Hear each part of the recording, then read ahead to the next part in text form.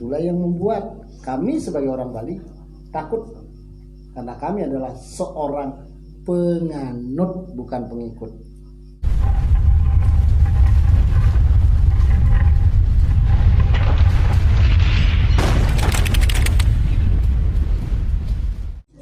Di sini ya ada anak Jeremangku, Jeremangku Semaning ya, menanyakan kalau saya mau membuat aula atau sejenis joglo atap misalnya untuk bersebayang, bagaimana?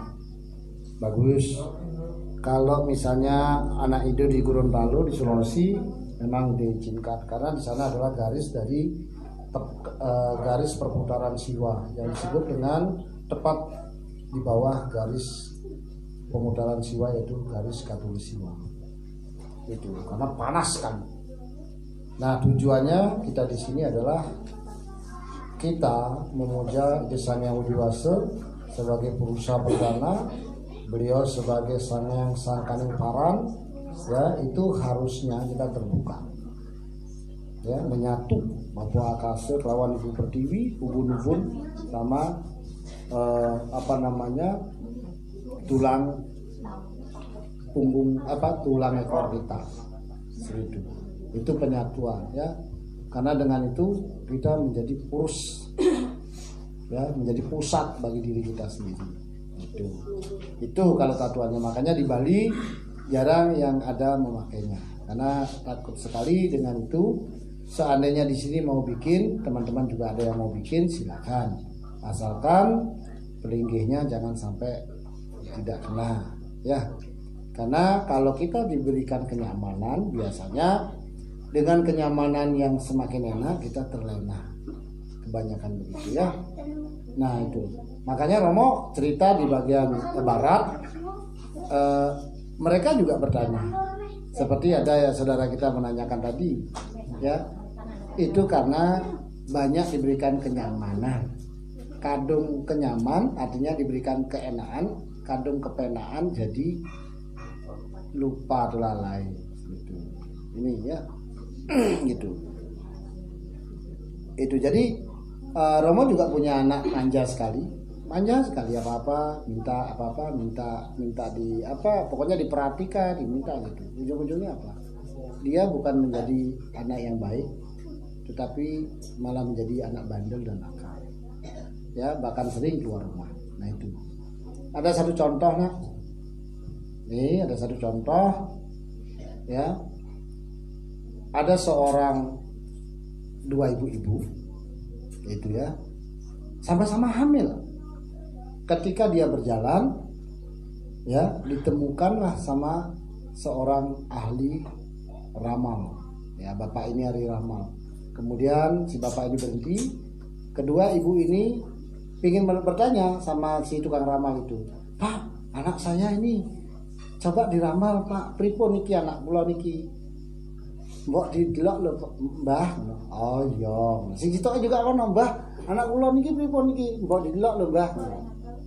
Gitu. Akhirnya si Mbah ini, si peramal ini bilang gini, "Duh, awakmu Chandra, sesok anakmu iki arep dadi raja, sugih, wibu." Nah gitu. Wah, si Chandra, wah, senang dia, ya, gitu, ya. Kemudian sing sitok, "Pripun, Mbah? Kayak kula niki pripun, Mbah?" "Nah, napa? Sesok anakmu iki arep dadi wong kere." Akhirnya apa?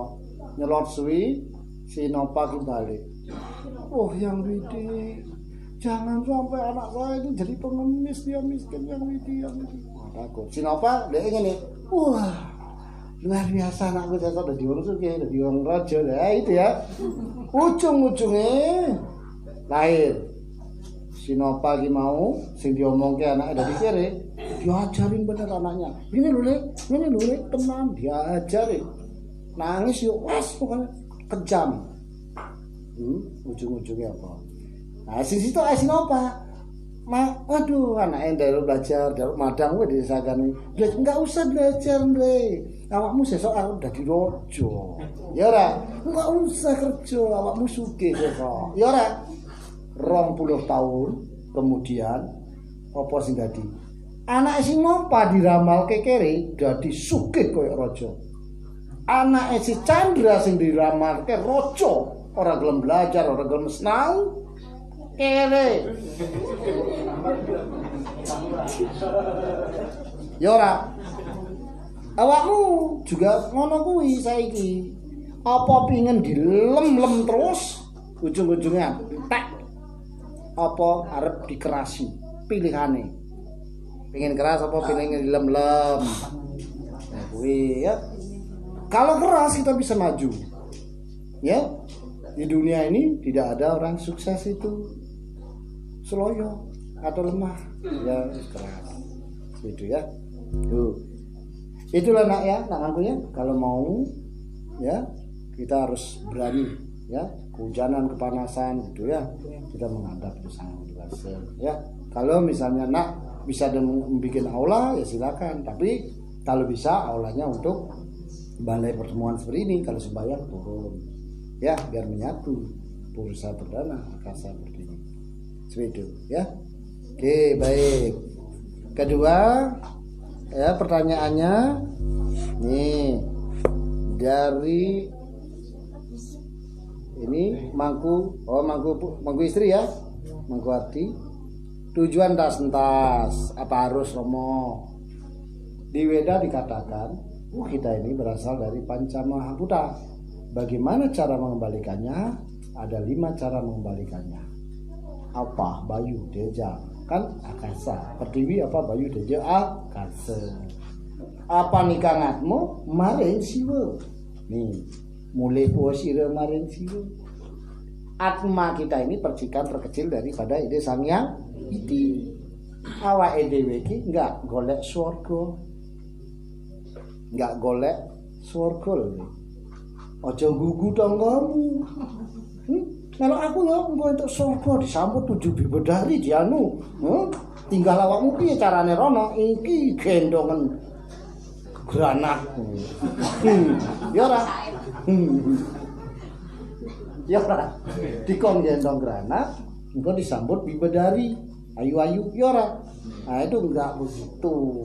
Kita enggak mencari surga. Ada nggak pemahaman sorga di Hindu? Ada, sorga neraka itu ada.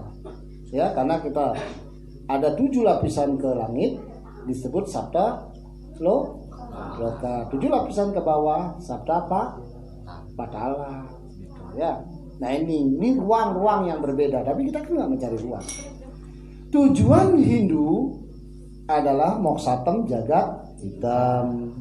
Yaitu apa itu? Kebebasan di dunia dan akhirat. Untuk bebas di akhirat bagaimana caranya? Kalau surga nanti lahir meneh. Ya ora. Kalau neraka apa meneh? Disiksa awakmu dadi ulo dadi apa? Numadi kan gitu. Tujuan Hindu adalah amor ing acing dia, kembali kepada ide sang yang dewasa sendiri. Karena Anda berasal dari sana ya harus pulang ke sana. Itulah tujuan agama Hindu. Tadi jasad kita dikembalikan ke Pancamahabhuta. Sekarang atma kita harus dibawa kemana?